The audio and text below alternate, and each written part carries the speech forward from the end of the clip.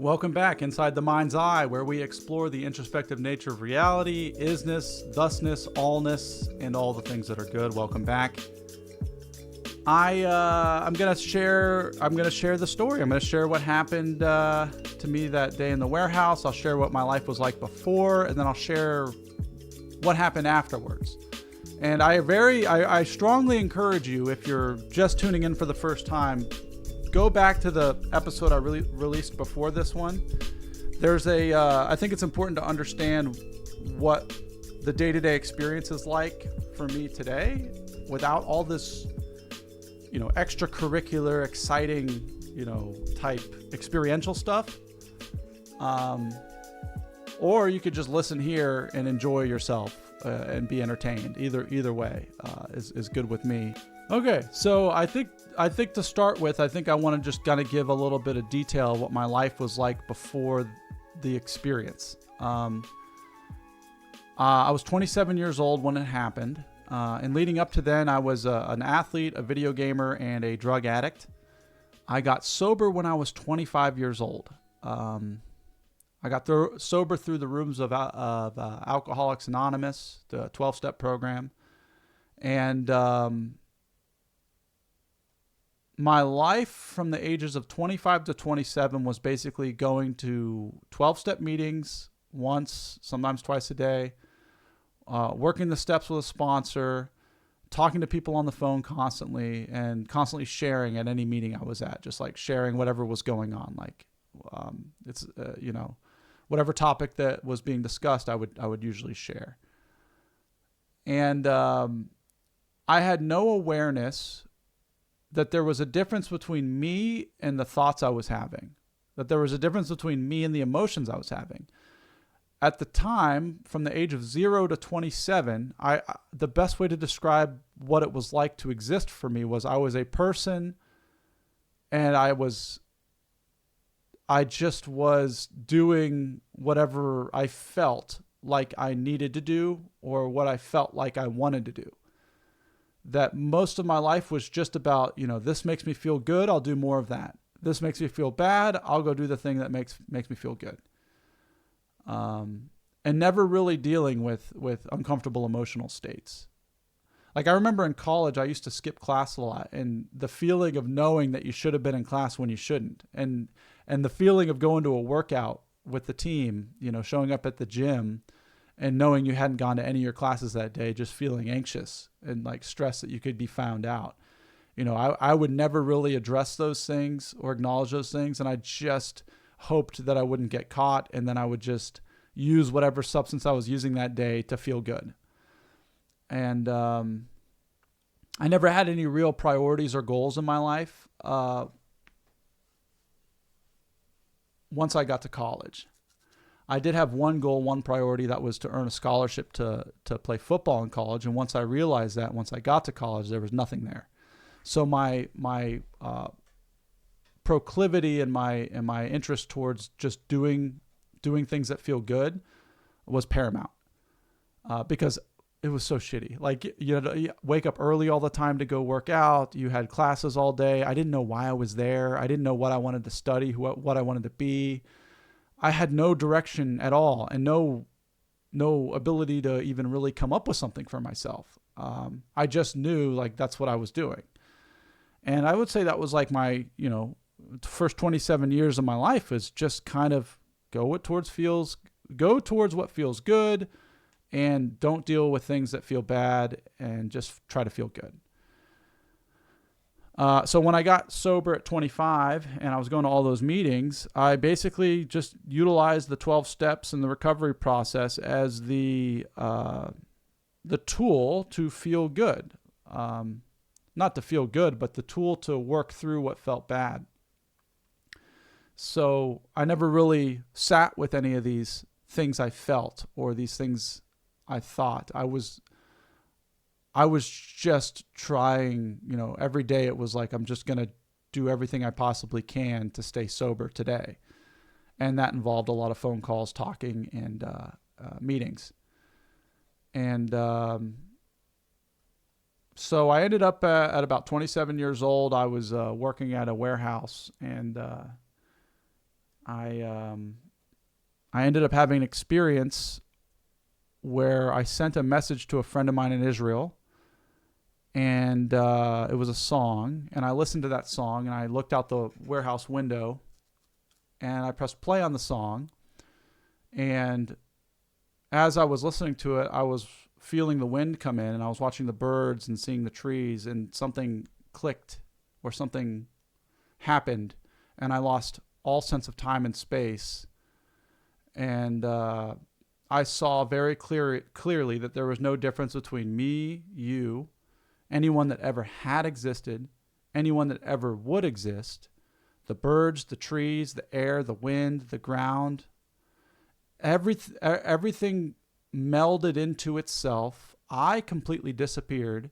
and there just was this one unified being. This unanimous or magnificent fullness, empty fullness of love, or purity. Just, and I cried for like 45 minutes straight. At the workbench, I just like sat there.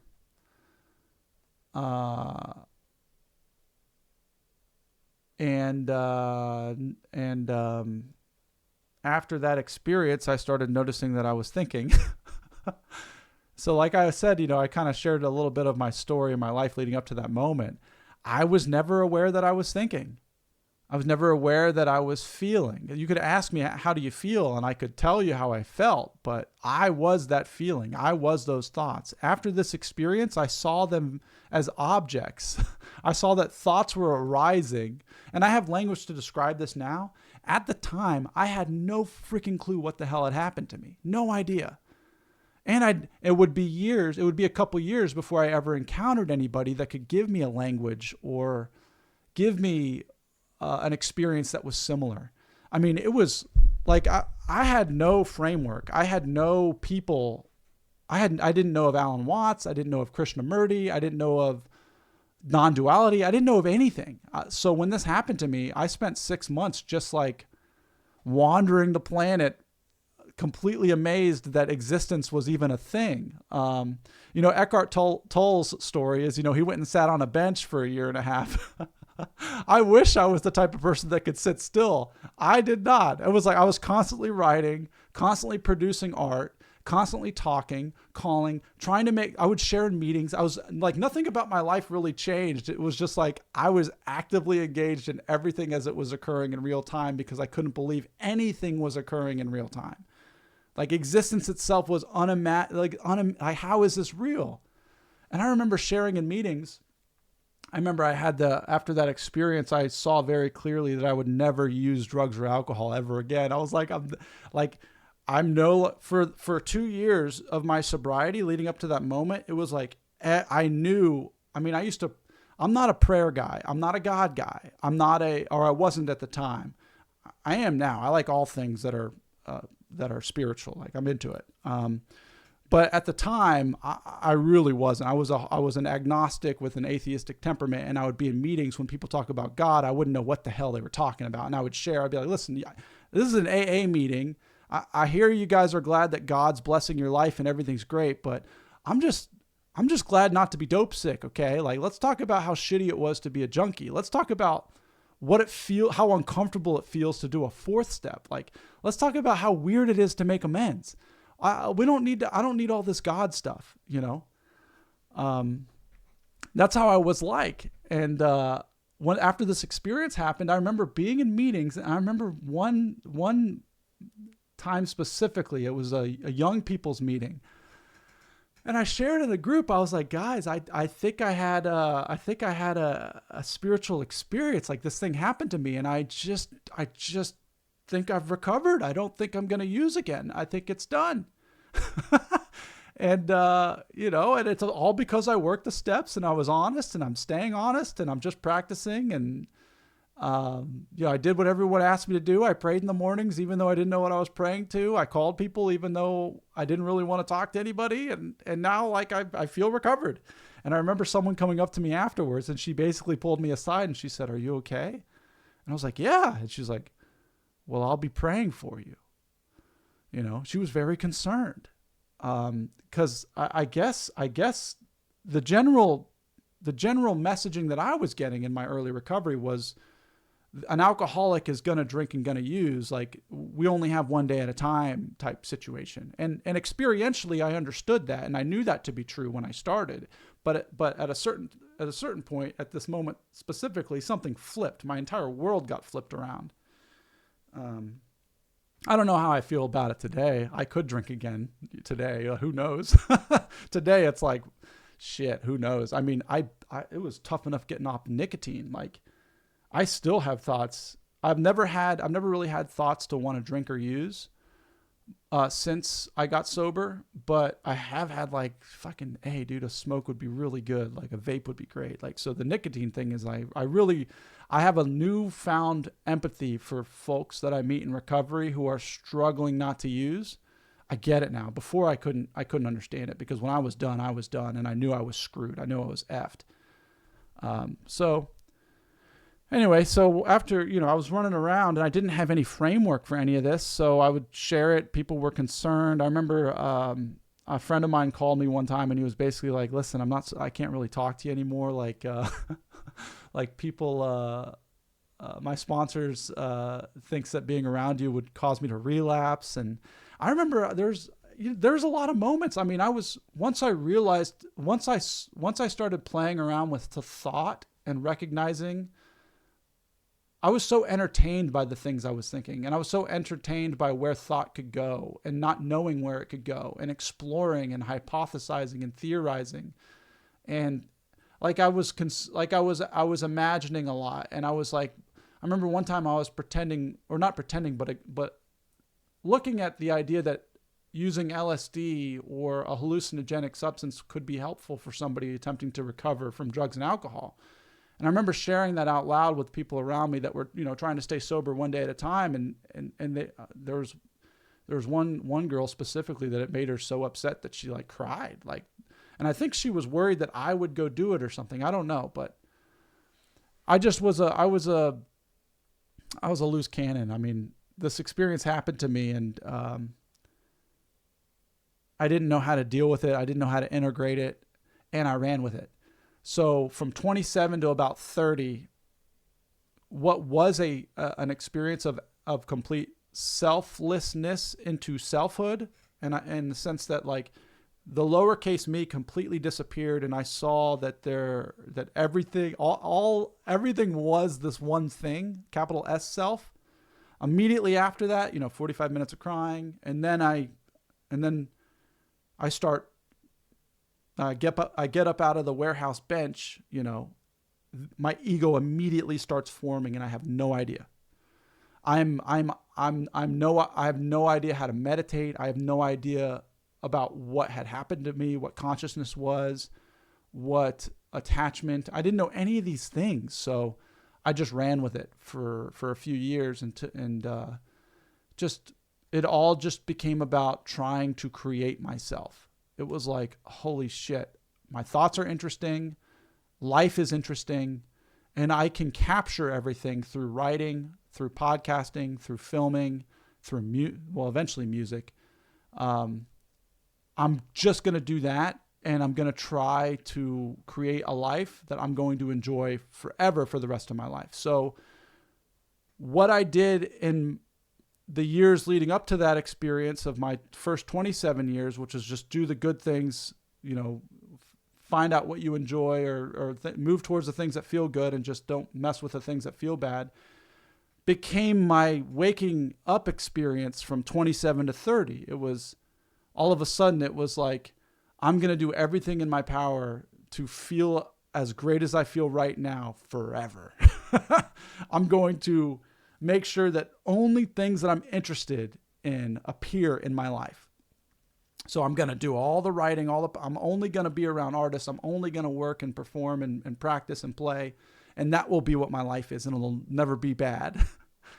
And so, that's how I lived. And it was like a full-blown self-involved ideological pursuit of actualization.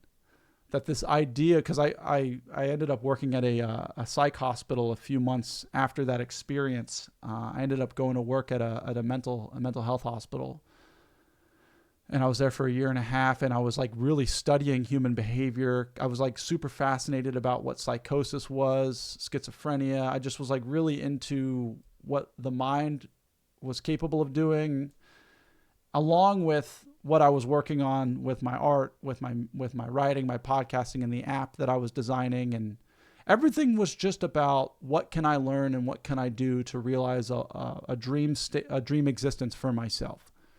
And it eventually completely crashed. It completely crashed inside out.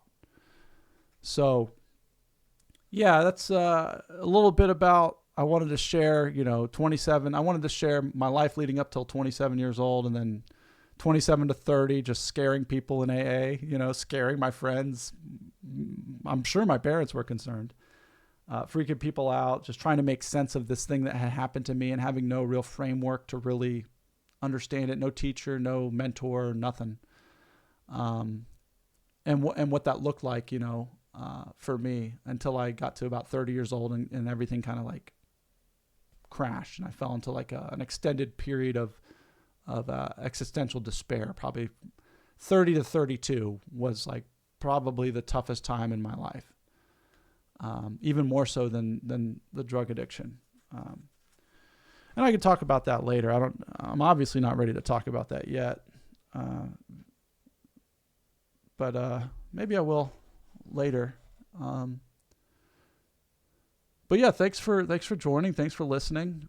I hope something I shared was helpful. And if you have any questions, comments, or anything you want to talk about, or like I said, I don't know how helpful this is in regards to, a meditative practice, but I hope it is helpful in some way.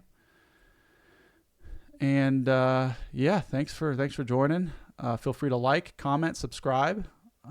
Let me know how you liked it, what you didn't like. Actually, you don't have to tell me what you didn't like. Just tell me what you liked. And I'll see you next week. Thanks for joining.